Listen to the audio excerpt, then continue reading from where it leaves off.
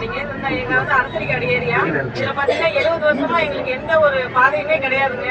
நாங்க என்ன பண்றோம், சரி நாங்க எங்களுக்கு கவர்மெண்ட்ல எத்தனையோ எங்களுக்கு பாதை வேணும்னு சொல்லிட்டு நிறைய நாங்க மனு கொடுத்துட்டோம்.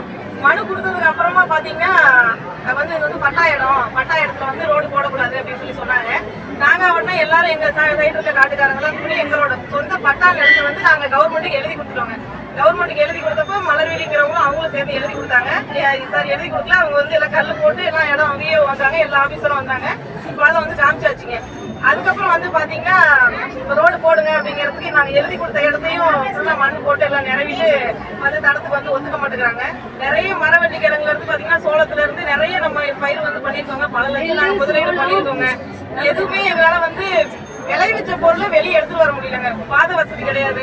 டெய்லி ஸ்கூல் பாத்தீங்கன்னா எல்லா பசங்களும் ஒரு 10 கிலோமீட்டர் மேல டிராவல் பண்ணி வரங்காட்டியுமே ஒரு எக்ஸாமுக்கு டைமுக்கு போக முடியல. அதனால எங்களுக்கு வந்து எல்லா இடத்துலயும் நாங்க வந்து மனு கொடுத்துட்டோம். எங்களுக்கு எந்த ஒரு இதுவும் கிடையாது. எங்களோட கவுன்சிலரும் பாத்தீங்கன்னா எங்களுக்கு சரியான உதவி பண்ணவே இல்லைங்க. நாங்க ஓட்டு போட்டு இது பண்ணவங்க தான் எங்களுக்கு வந்து உதவி பண்ணல. அதனால இந்த கவர்மெண்ட் என்ன கேட்கறோம்னா, கலெக்டர் மேடத்துல வந்து எல்லாத்துக்குமே நாங்க மனு கொடுத்துட்டோம். எந்த ஒரு ரெஸ்பான்ஸும் இல்ல.